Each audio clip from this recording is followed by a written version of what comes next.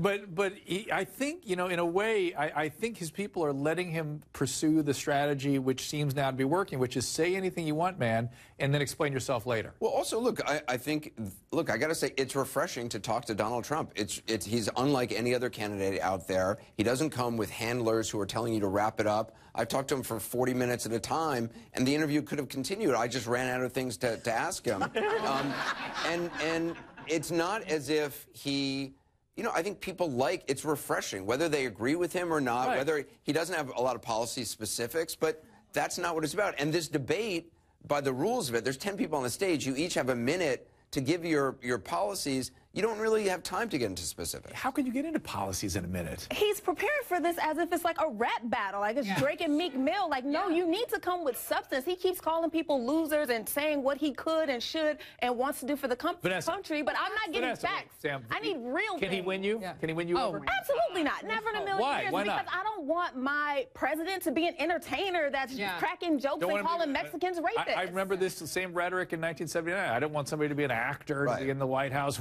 Who is this goofball? Carter's ahead 60 to 30. The same criticism. I mean, I'm not comparing Ronald Reagan to Donald Trump, but that's exactly the same criticism that was made of Ronald Reagan. And Ronald Reagan was not very detailed on policy at all. He had an overall vision. And Donald Trump's overall vision, I mean, his tagline, Bill Kristol tonight pointed out, Trump's tagline, which is like making America great again, is literally Ronald Reagan's tagline. I think maybe Reagan's was let's make America great again. It's pretty similar. Okay, so Anderson, what does your gut say? Because you interviewed him. Did your opinion change after the interview of your preconceived notion of who you already thought he was? I mean, I try not to go into an interview with any preconceived notion, but you know, I think Donald Trump. You know who Donald Trump is. I mean, Donald Trump. There's not suddenly a new Donald Trump that's going to suddenly emerge. You know, he's a known quantity, and again, he does express opinions, whether you like them or not. You know, the criticism of a candidate like Hillary Clinton is that Breonna Keeler interviewed her on CNN, asked her what woman should be on a bill, and she wouldn't come up. She didn't want to name any woman. Wouldn't give an answer. She wouldn't even say it should be a $10 bill or a $20 bill.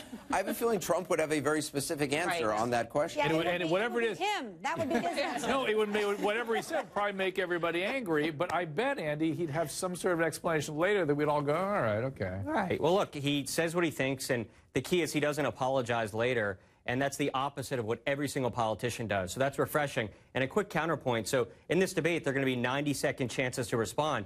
There is no time for policy. There's time for sound bites, and Trump is the master at that. He knows what to say and what not to say.